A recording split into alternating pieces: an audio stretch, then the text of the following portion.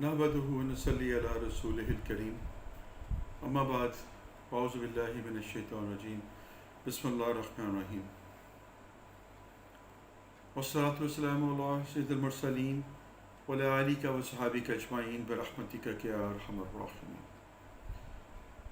اللہم صلی علی محمد وعلی آل محمد اللہم بارک علی محمد وعلی آل محمد جزا اللہ عنا محمد ما هو اہلہ جزا اللہ عنا محمد ما هو اہلہ لا الہ الا انت سبحانک انی کنت من الظالمین صلی اللہ علیہ وسلم۔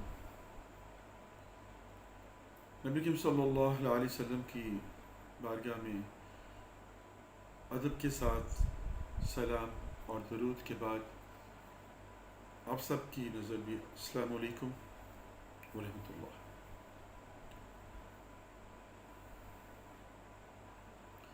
ناظرین اکرام، آج میں جس ٹاپک کے ساتھ آپ کے سامنے ہوں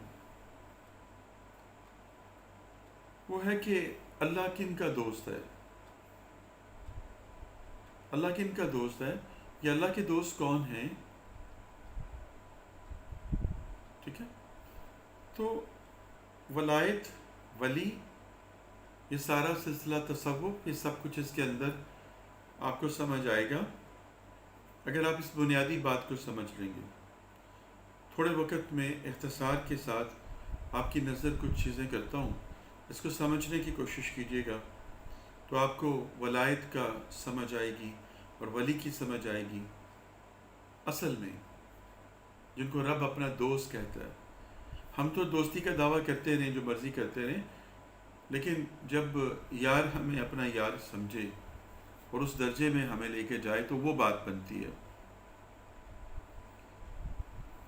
آپ نے دیکھا ہے کہ پانی زمین کے اندر موجود ہوتا ہے، ہمہ وقت پانی موجود ہوتا ہے، کبھی گہرائی میں چلا جاتا ہے، کبھی سطح زمین کے پاس ہوتا ہے، یا کبھی باہر ابل پڑتا ہے۔ ایسے ہی جب پانی زمین کے نیچے ہو تو چشمے کی صورت میں پھوٹ پڑتا ہے۔ ایسے ہی اللہ کے بندے، رب تعالیٰ کی ذات ان کو چھپا دیتا ہے، پانی کی طرح ان کو چھپا دیتا ہے زمین کے اندر، جس طرح پانی کو چھپا جاتا ہے ایسے ان کو بھی چھپا دیتا ہے۔ اور پھر کبھی کبھی وہ پانی جیسے چشمے کی صورت میں باہر پھوٹتا ہے، ایسے ہی وہ اللہ والے جو ہیں، وہ اللہ کے دوست جو ہیں، وہ کسی نہ کسی شکل میں ظاہر ہوتے ہیں اور اپنے وہ روحانی فیض سے لوگوں کو سیراب کرتے ہیں۔ بے شمار جو بڑے بڑے جید بزرگ گزرے ہیں، جو اللہ کے دوست، جن کو اللہ نے دوست سمجھا، ان کی زندگی کو اگر ہم جاننے پڑے تو حقیقت میں جو اللہ کا دوست بننا چاہتا ہے یا جس کو رب اپنا دوست بناتا ہے، اس کے اندر وہ سارے اوصاف جو ہیں وہ پیدا کر دیتا ہے۔ قرآن پاک سے آغاز کرتے ہیں۔ اللہ سبحانہ تعالیٰ قرآن میں فرماتا ہے کہ اللہ کے دوست وہ ہیں جن کے اندر ایمان، نور ایمان جن کے اندر موجود ہوتا ہے، پختہ ان کے اندر یقین ہوتا ہے، اور ان کے اندر اللہ پہ توکل جو ہے ہوتا ہے۔ رب جن کو اپنا دوست بناتا ہے وہ لوگ وہ ہوتے ہیں جن کے اندر ایمان کی دولت دلوں کے اندر جاگزی ہوتی ہے، یقین پختہ ان کا ہوتا ہے، اور عمل کی طاقت ان کے اندر ہوتی ہے۔ تو رب تعالیٰ کی ذات جب اس ایمان کو دل کے اندر دیکھتا ہے تو پھر ان پہ اپنی نگاہ کرتا ہے، پھر ان کو کیا کرتا ہے؟ ان کی رب کی دوستی سے ان کو فائدہ کیا ہوتا ہے کہ وہ ظلمت کے اندھیروں سے، تاریکیوں سے نکل کر نور کی روشنیوں کے اندر آ جاتے ہیں، نور کی روشنی میں آ جاتے ہیں، اور رب تعالیٰ کی ذات ان کو جو ہے نافرما برداری سے فرما برداری کی طرف لے آتا ہے، نافرمانی سے فرما برداری کی طرف لے آتا ہے۔ ان کی زندگی کے اندر سکون ہو جاتا ہے، ان کا قلب منور ہو جاتا ہے، ان کا چہرہ روشن ہو جاتا ہے، ظلمت کے اندھیرے ختم ہو جاتے ہیں اور نور کی جو روشنائی ہے وہ ظاہر ہو جاتی ہے، اور وہ اللہ کے دوست، اللہ والے یا ولی اللہ کے بن جاتے ہیں، ولی اللہ بن جاتے ہیں۔ اور جو رب کے ساتھ اپنے کنیکشن کو نہیں کرتے، جن کے دلوں کے اندر ایمان جاگزی نہیں ہوتا، ارادہ یقین پختہ نہیں ہوتا، اور عمل کی ان کے اندر طاقت نہیں ہوتی، شیک کر جاتے ہیں کسی نہ کسی موقع پر، تو شیطان ان کا دوست بن جاتا ہے۔ اور قرآن میں اللہ فرماتے ہیں کہ شیطان کے نصیب میں یہ لکھا ہے کہ جو اس کا مرید بنے گا یہ اس کو گمراہ کرے گا اور پھر جہنم کے اندر ڈال دے گا۔ ایک طرف رب سے دوستی کی تو آپ اس پریم کے اندر آ گئے جو کہ نور ایمانی ہے، اور ایک دفعہ جب آپ نے ابلیس سے دوستی کی تو آپ اس پریم سے آؤٹ ہو گئے، اب ظلمت کے اندھیروں کے اندر، سرکشی کے اندر، برائی کے اندر، بدکاری کے اندر اور ایک نافرمانی کے اندر آپ چلے گئے، اور دن بدن بڑھتے چلے گئے کہ اللہ کی رحمت سے دور ہو گئے، اور آخرکار جہنم کا ایندھن بن گئے۔ اللہ سبحانہ تعالیٰ قرآن میں فرماتے ہیں کہ میرے جو اولیاء ہوں گے انہیں نہ کوئی حزن ہوگا، نہ کوئی ملال ہوگا، نہ انہیں کوئی خوف ہوگا۔ تو میں نے پہلے بھی غالباً آپ سے اس کا اظہار کیا ہوا ہے، حزن کہتے ہیں یا ملال کہتے ہیں اس دکھ کو جو کسی چیز کے ہو جانے کے بعد ہوتا ہے، جو کسی کام کے ہو جانے کے بعد ہوتا ہے، حزن اسے کہتے ہیں۔ کوئی نقصان ہو گیا، کوئی عزیز چھن گیا، کوئی معاملہ ایسا ہو گیا، کچھ بھی وٹس ایور کہیں سے بھی کچھ بھی ہو جائے، تو وہ اس کے اوپر ایک پچھتاوا، ایک دکھ، حزن، ملال اس کیٹیگری میں آتا ہے۔ اور خوف کسے کہتے ہیں؟ آنے والے کسی اندیشے کو سوچ کر، کسی خدشے کو سوچ کر آپ کے دل کے اندر جب خوف پیدا ہو جائے، ڈر پیدا ہو جائے، تو اسے کیا کہتے ہیں؟ خوف۔ تو اللہ فرماتے ہیں کہ میرے جو دوست ہوں گے انہیں نہ تو کسی چیز کا حزن اور ملال ہوگا اور نہ ہی انہیں خوف ہوگا۔ تو ان کے معاملات جو ہیں، جو ان کے اعمال جو ہیں، وہ اللہ کی بارگاہ میں پیش ہو چکے ہوں گے، اللہ ان کی نگاہ رکھے گا، اور آنے والے دنوں میں ان سے خیر کی توقع ہوگی، اور اس لیے وہ اچھائی کی طرف ہی رہیں گے، کیونکہ ان کا کنیکشن، ان کا فریم رب کے فریم کے اندر ہے۔ تو میں اگر آپ سے یہ کہوں کہ اللہ سبحانہ تعالیٰ جو ہے وہ جس کو نور بصیرت عطا فرما دیتا ہے، اللہ کہتے ہیں کہ جس کو میں نے نور عطا فرما دیا، یا ایھا الذین آمنو، ایمان والوں کو مخاطب کر کے رب کہہ رہا ہے کہ ایمان والے جو کہ رب کے اوپر یقین رکھتے ہیں اور اس کے نور کو اپنے اندر اتارتے ہیں، اپنی دل کی نگاہ کے ساتھ اس نور کو دیکھتے ہیں، تو ان کو میں اپنا دوست بناتا ہوں۔ تو جس کے دل میں تھوڑا بھی ایمان ہے تو وہ کسی نہ کسی درجے میں رب کا دوست ہے۔ ذرا غور کیجیے گا اس بات پر، اگر آپ کے دل میں ایمان ہے تو آپ کسی نہ کسی درجے پہ رب کے دوست ہیں۔ اب آپ کے اوپر یہ ڈیپینڈ کرتا ہے کہ آپ اس دوستی کو کتنا بڑھاتے ہیں، اپنے عمل کو کتنا زیادہ پختہ کرتے ہیں، اور اپنے رب کے ساتھ کتنی زیادہ اس کے فریم کے اندر آتے ہیں۔ جتنی زیادہ رب سے دوستی کریں گے، جتنا ایمان کو آگے بڑھائیں گے، اتنا ہی زیادہ آپ کا رتبہ، مقام بڑھتا جائے گا۔ تو اب آپ کے ہاتھ میں ہے کہ آپ نے رب کے ساتھ دوستی کرنی ہے یا ابلیس کے ساتھ دوستی کرنی ہے۔ ایمان دل میں بھر لیجئے تو آپ کی دوستی رب سے ہو جائے گی۔ اب یہاں پر عشق رسول کے اندر کی بات آپ کو بتانے لگا ہوں کہ نبی کریم صلی اللہ علیہ وسلم نے فرمایا عمر فاروق رضی اللہ تعالیٰ عنہ سے کہ تم اس وقت تک کامل ایمان کو نہیں پہنچ سکتے جب تک میں تمہاری جان مال اولاد ہر چیز سے بڑھ کر تمہیں عزیز نہ ہو جاؤں.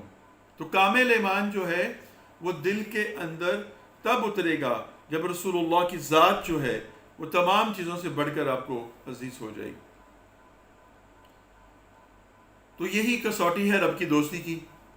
تو اگر آپ کے دل میں اللہ کے رسول صلی اللہ علیہ وسلم کی محبت ہے تو پھر آپ رب کے دوست ہیں. رب آپ کو دوست کرے گا, اپنا دوست بنائے گا, اور آپ کی ہر ایک داد رسی کرے گا, آپ کے معاملات کے اوپر نگاہ رکھے گا.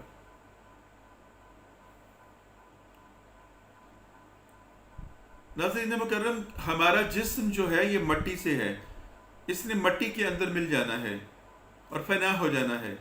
پرواز روح کی ہے, روح نے منتقل ہونا ہے, انتقال کرنا ہے, اس دنیا سے عالم برزخ میں جانا ہے. یہ اس کا انتقال کا مرحلہ ہے, منتقلی کا مرحلہ ہے, یہاں سے دوسرے جہاں کے اندر, دوسرے عالم کے اندر. ہمارے پاس کیا ہے, کیا تیاری ہے ہمارے پاس اس سفر کی؟ اگر آپ نے اپنی روح کو جو ہے اس کو بالیدگی نہیں دی ہے, اس کی پرورش نہیں کی ہے, اس کی نمو نہیں کی ہے, تو آپ کا جسم تو آپ کا ساتھ دنیا میں چھوڑ دے گا. آپ کے اعمال جو ہیں وہ کہاں جائیں گے؟ دیکھیں, ایک بنیادی علم ہر انسان کے پاس دین کا ہوتا ہے. قرآن کا علم بھی ہے, حدیث کا علم بھی ہے, سیرت اور سنت کا علم بھی ہے, ہوتا ہے. اوکے, اب اس میں سے کچھ لوگوں نے محنت زیادہ کی. اگر انہوں نے فقہ کے اوپر محنت کی تو وہ فقیہ بن گئے, مفتی بن گئے. اور انہوں نے حدیث کے علم کے اوپر زیادہ محنت کی تو محدث بن گئے. جنہوں نے قرآن کی تفسیر بیان کرنے کے اندر زیادہ محنت کی, غور و فکر کیا, تو مفسر کہلائے, مفسر بن گئے. تو سم تھنگ ایکسٹرا کرنے سے آپ اس کی اس کیٹیگری میں چلے جاتے ہیں, سٹیج 1 سے سٹیج 2 پہ آ جاتے ہیں, اور درجہ بدرجہ اپنے مراحل کو طے کر کر آپ رب کی بارگاہ کے اندر پہنچ جاتے ہیں, جہاں پر آپ کا مقام ہو جاتا ہے. تو یہ سارا کچھ, یہ ساری بنیادیں, یہ سارا بلڈنگ آپ کی اوپر بن رہی ہے. عمل آپ زمین پہ کر رہے ہیں, لکھا اوپر جا رہا ہے. عمل آپ یہاں پر کر رہے ہیں, ریوارڈ آپ کو وہاں پر مل رہا ہے. ایک نیکی 700 گنا تک کا درجہ پا لیتی ہے, وہ یہاں پر نہیں پا رہی تو اوپر پا رہی ہے.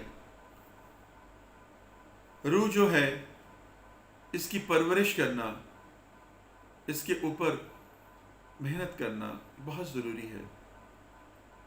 روح کی غذا ذکر اللہ ہے, عبادت ہے. عبادت کرنے سے, اللہ کا ذکر کرنے سے روح کے اندر نکھار پیدا ہوتا ہے, اور یہ پرواز کرتی ہے. رات کو آپ تو سوئے ہوتے ہیں, پرواز ہی کرتی ہے. نماز جو ہے, بدن کی نماز جو ہے, الصلاۃ معراج المومنین, نماز مومن کی معراج ہے. روح بروح رب ہوتے ہیں ہم. تو کیا بدن تو ہمارا زمین پر ہے, تو معراج کیسے ہو گئی؟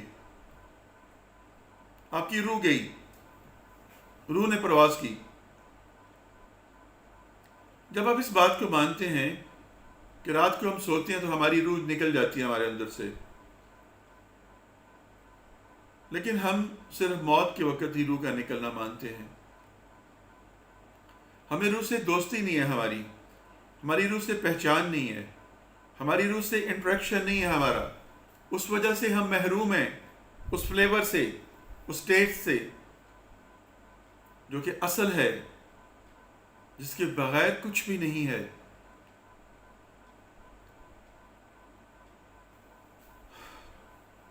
ناظرین, میں شاید آپ کو اپنی بات بتا پا رہا ہوں یا نہیں, لیکن جو بات میں کہنا چاہ رہا ہوں اس کو ذرا اسی رنگ میں آ کے دیکھیے.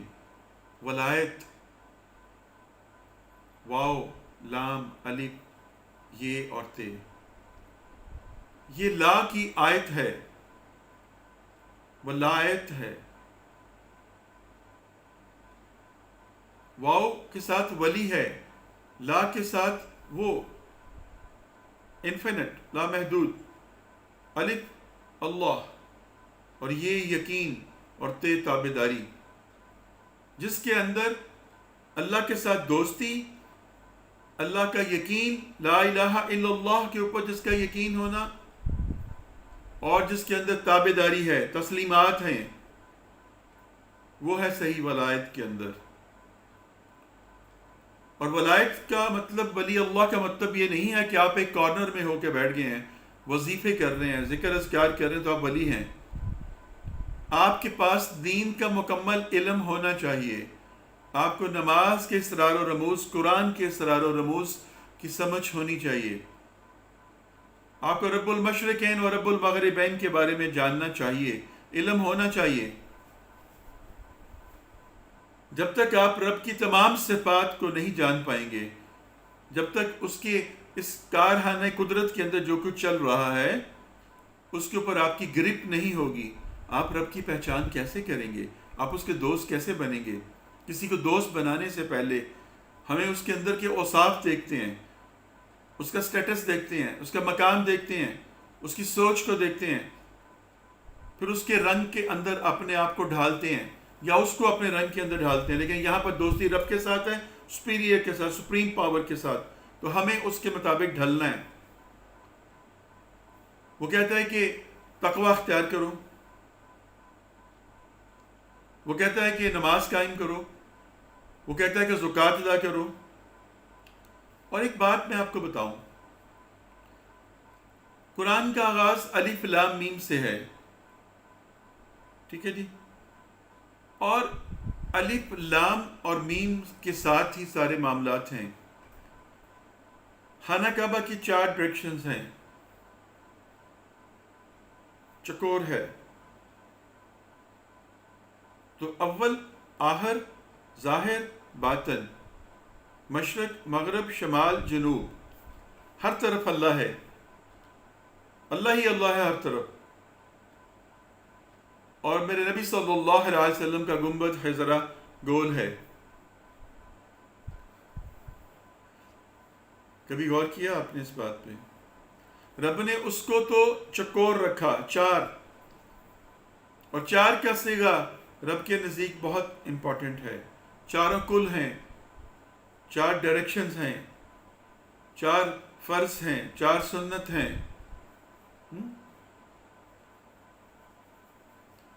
اللہ اکبر، خلفاء 4۔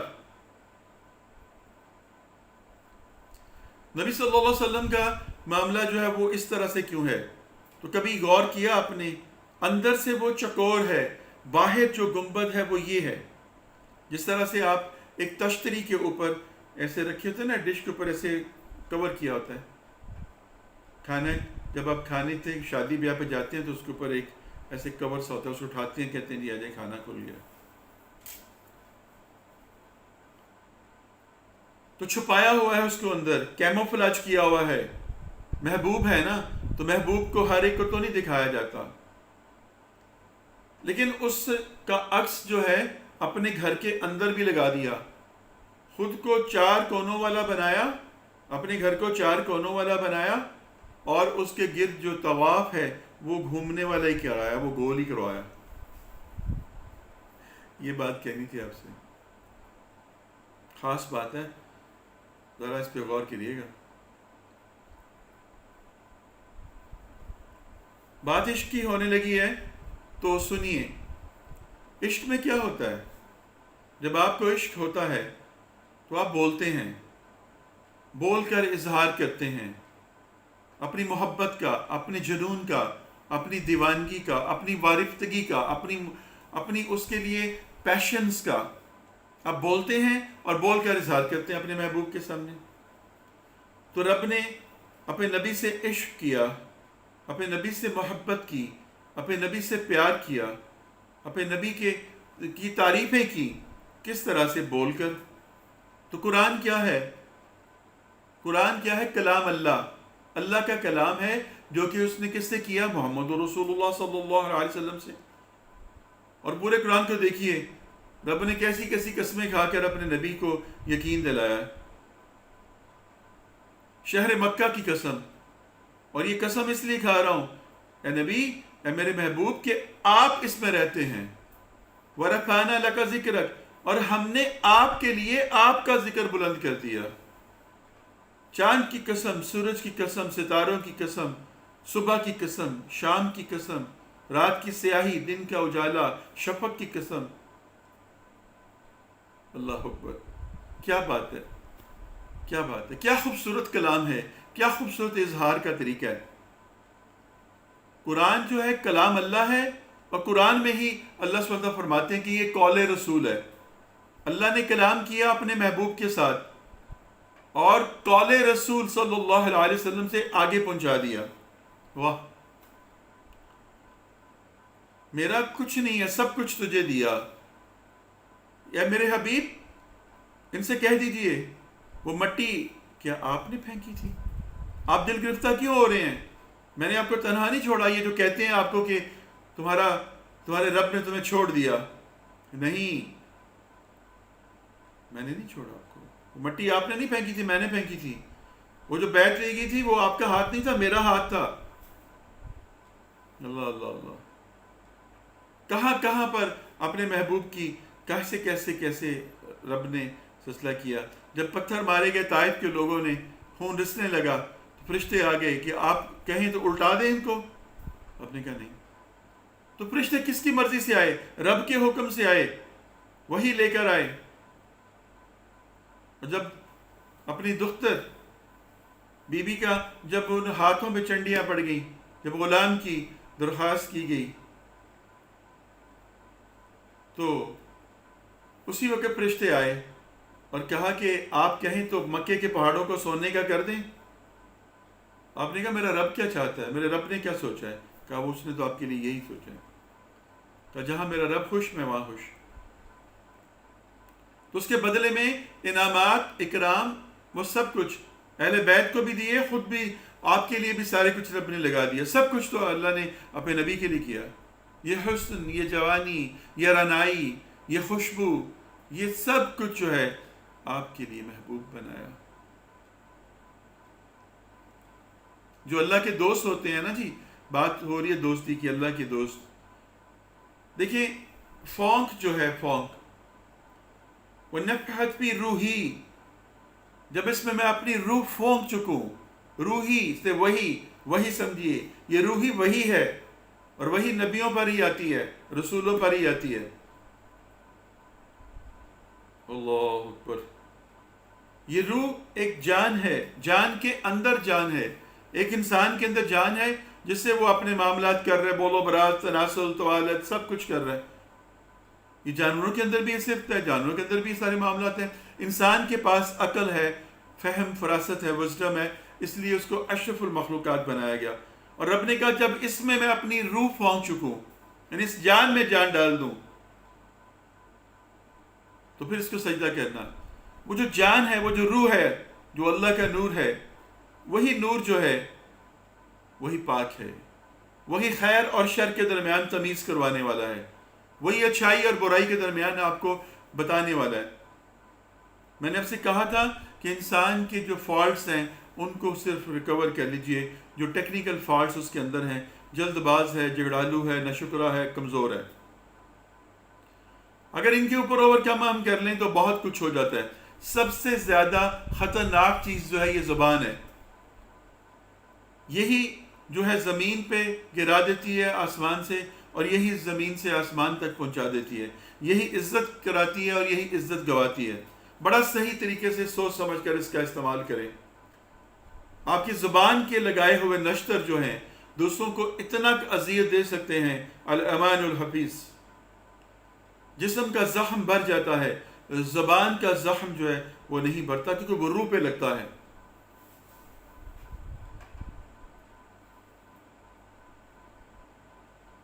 ہم اپنی زبان سے بہت تکلیف پہنچاتے ہیں۔ اللہ والوں کو صفت ہوتی ہے کہ وہ درگزر کرتے ہیں، عفو کرتے ہیں، اسی لیے وہ زیادہ مشکلات میں ہوتے ہیں۔ ان کی زندگی مسائل اور مصائب کا ایک اماج کا ہوتی ہے، ایک بہت اکٹھ ہوتا ہے اس کے اندر۔ وہ زندگی بہت ان کی مشکلات میں ہوتی ہے، دنیاوی زندگی، لیکن وہ اس زندگی کی مشکلات کو اپنے اوپر طاری نہیں کرتے، وہ کہتے ہیں قالوا انا للہ و انا الیہ راجعون، اللہ کی طرف لوٹا دیتے ہیں سب کچھ، اور اپنے اندر جو ہے سکون اور سکینہ رکھتے ہیں کہ یہ آزمائش تو مجھے آئی ہے، یہ مجھے کچھ دے کے جائے گی، یہ عطا کرنے کے لیے مجھے آئی ہے۔ آزمائشیں آتی ہیں آپ کو دینے کے لیے آتی ہیں، عذاب آتے ہیں مٹانے کے لیے آتے ہیں آپ کو۔ آزمائش جب بھی آئے گی اس کا اختتام جو ہے، اگر اس میں سے آپ نے گزر گئے تو وہ کچھ دے کے جائے گی، پھر اگلی آزمائش آ جائے گی۔ ایسا نہیں ہے کہ آپ اللہ کے قرب کو پاتے جائیں اور آپ کے آزمائش نہ آئیں۔ جہاں پر خیر ہوگی وہاں پر شر ہوگی۔ خیر اور شر کا چوری دامن کا ساتھ ہے۔ ایسا نہیں ہے کہ اگر آپ کے پاس خیر ہے تو شر نہ آئے، تو خیر کی پہچان کیسے ہوگی؟ اگر شر نہیں ہوگا تو خیر کی پہچان کیسے ہوگی؟ دلوں کے زنگ کیسے دھلتے ہیں؟ نبی کریم صلی اللہ علیہ وسلم نے فرمایا کہ اللہ کے بندوں کے ساتھ صحبت کیا کرو، ان کی مجلسوں میں بیٹھا کرو، اللہ والوں کا قرب، ان کی نگاہ، ان کی توجہ، ان کا فیض، ان کی دعائیں لو۔ کہ ہمیں کیسے پتہ چلے گا کہ یہ اللہ والا ہے؟ کہ جس کو دیکھ کر تمہیں رب یاد آئے، جس کی باتیں سن کر تمہارے اندر ایمان تازہ ہو جائے اور تمہاری آنکھوں سے اشک بہنے لگ پڑے اپنے اعمال کو یاد کر کے، اور جب تم اس کی محفل سے اٹھو تو تمہارے پاؤں، تمہارے قدم بھاری ہوئے ہوں، تو وہ بندے کے اوپر رب کی نگاہ ہے۔ اس کا قرب حاصل کرو۔ جب تک وہ اپنے گھر میں ہوتا ہے تو اس کے گھر والوں پر بھی رب عطائیں کرتا رہتا ہے، اس کے عزیز و اقارب پر بھی اس کی وجہ سے عطائیں کرتا ہے، اس کے ہمسایوں پر بھی اس کی وجہ سے اللہ تعالیٰ ان کی مشکلات کو اور ان کے معاملات کو آٹومیٹیکلی دور کرتا رہتا ہے۔ اس کے محلے کے اندر اگر وہ موجود ہے، اس علاقے کے اندر موجود ہے، تو اس کی موجودگی کی وجہ سے رب ان کی بہت سارے معاملات، بہت ساری مصائب کو دور کرتا رہتا ہے۔ جب تک وہ ان کے درمیان میں زندہ رہتا ہے، رب ان کے اوپر نظر کرم، نگاہ کرم خاص کرتا ہے۔ اس لیے جو آپ کے زندہ بزرگ ہیں، ان کی قربت، ان کی صحبت، ان کی نگاہ، ان کی نظر حاصل کیجئے، ان سے دعا کروایا کریں کہ اپنی جو فیض کی جو نظر ہے وہ ہم پہ ڈالیں، اپنی نگاہ ہم پر رکھیں تاکہ ہمارے اندر کی سیاہی بھی دور ہو جائے۔ نگاہ مومن سے بدل جاتی ہیں تقدیریں۔ کبھی کبھی ہمیں ایسے لوگ ملتے ہیں جو ایک نظر ہماری طرف دیکھتے ہیں اور ہماری کایا کلپ ہو جاتی ہے، ہماری زندگی کے اندر رنگ ہی رنگ آ جاتے ہیں، اور وہ جو ایک مایوسی اور کفر، جہالت، گلا شکوہ سب دور ہو جاتا ہے، ہم راضی بر رضا ہو جاتے ہیں۔ ایسے لوگ ہوتے ہیں اللہ والے۔ حسن بصری بہت بڑے جید بزرگ گزرے، جنید بغدادی بہت بڑے بزرگ گزرے، داؤد تائی بہت بڑے بزرگ گزرے، حبیب اجمی گزرے، عبید اللہ حرار بہت بڑے ایک بزرگ گزرے۔ وہ ایسے ولی اللہ تھے، وہ ایسے انسان تھے جنہوں نے ایک شاہی لباس، شاہانہ لباس جو ہے وہ فقر میں دیا، فقر میں انٹروڈیوس انہوں نے وہ لباس کروایا۔ بہت امیر تھے، ایک وقت میں ان کی زمین کے اوپر 100 ہل چلتے تھے، 100 خاندانوں کا وہ کفالت کرتے تھے، بہت مال و زر تھا ان کے پاس، اچھا کھاتے تھے، اچھا پہنتے تھے، اچھی جگہ پر سوتے تھے، لیکن دل جو ہے وہ رب کی طرف تھا۔ کھاتے اچھا تھے لیکن اس کو ستو سمجھ کر ہی کھاتے تھے کہ رب تیرا کرم ہے، تیرا دیا ہوا ہے، لیکن میرے نزدیک اس کی حیثیت اس سے زیادہ نہیں ہے، رغبت نہیں ہے مجھے اس کے لیے، لباس تو نے مجھے دیا ہے تو میں اس کو پہن رہا ہوں، تو جمال ہے، جمالت کو پسند کرتا ہے، تو پھٹے پرانے اور بسیدہ اور گندے حلیے میں نہیں ہوں میں۔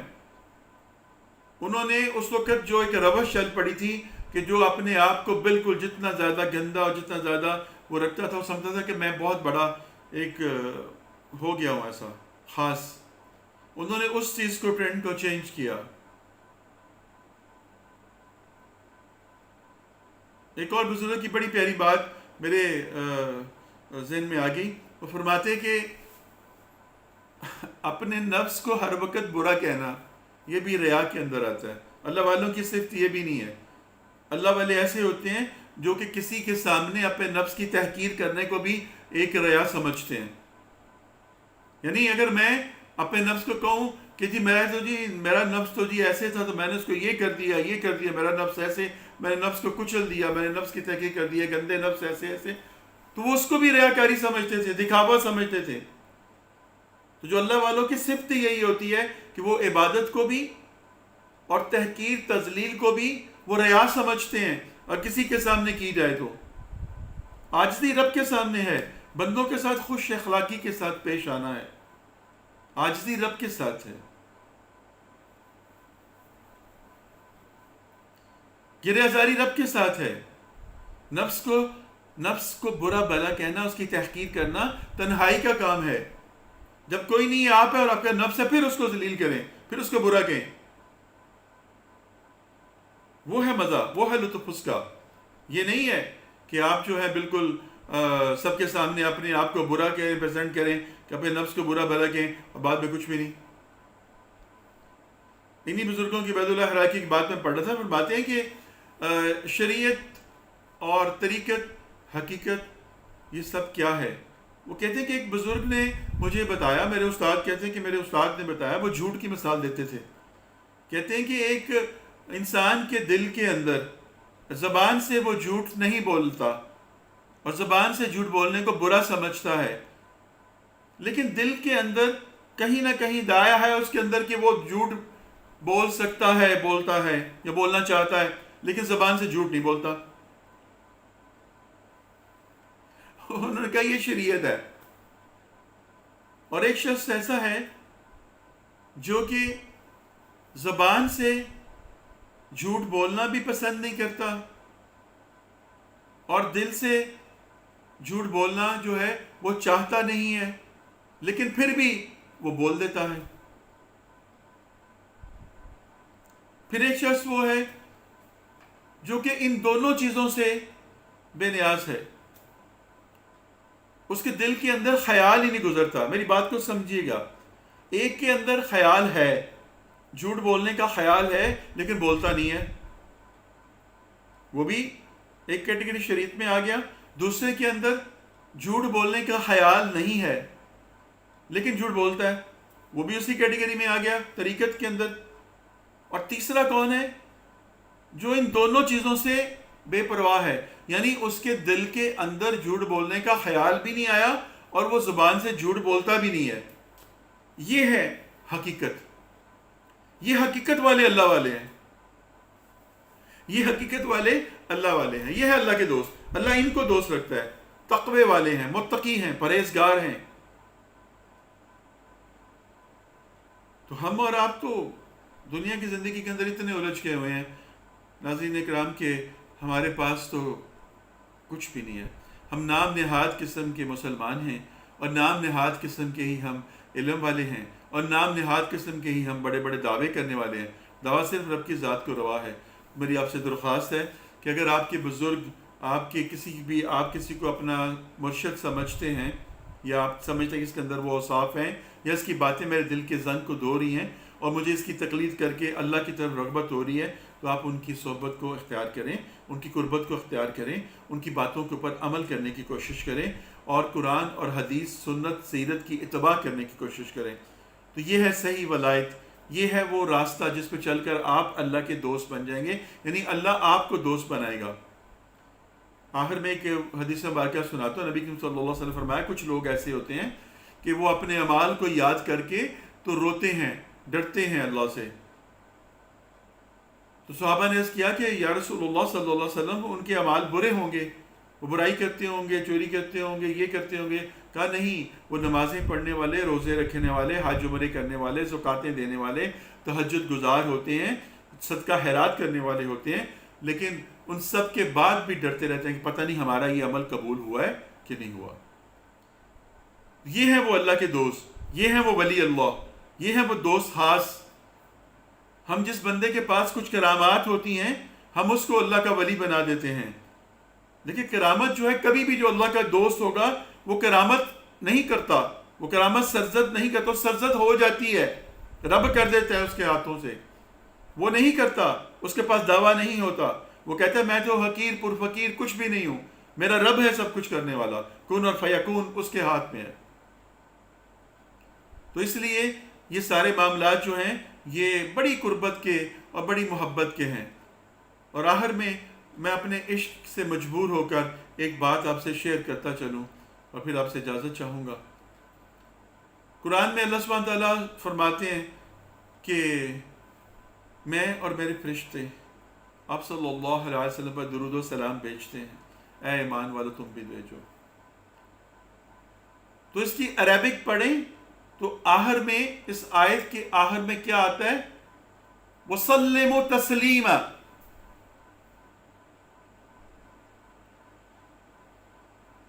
وَسَلِّمُوا تَسْلِيمًا. وَسَلِّمُوا تَسْلِيمًا کیا ہے؟ سلام. یہ سلام، درود سارا سلام ہے. سارے کا سارا درود جو ہے وہ سلام ہے. صلی اللہ علیہ وسلم، اینڈ پہ سلام آ گیا. ٹھیک ہے جی. وَسَلِّمُوا تَسْلِيمًا. تو تسلیمات کیا ہوتا ہے؟ تسلیمات یہ ہوتا ہے کارنش پہ جا لانا ادب کے ساتھ. تسلیمات ہے سلام. یہ ادب کے ساتھ، انتہائی ادب کے ساتھ جو ہے یہ سلام پیش کرنے کو تسلیم کہتے ہیں، تسلیمات کہتے ہیں.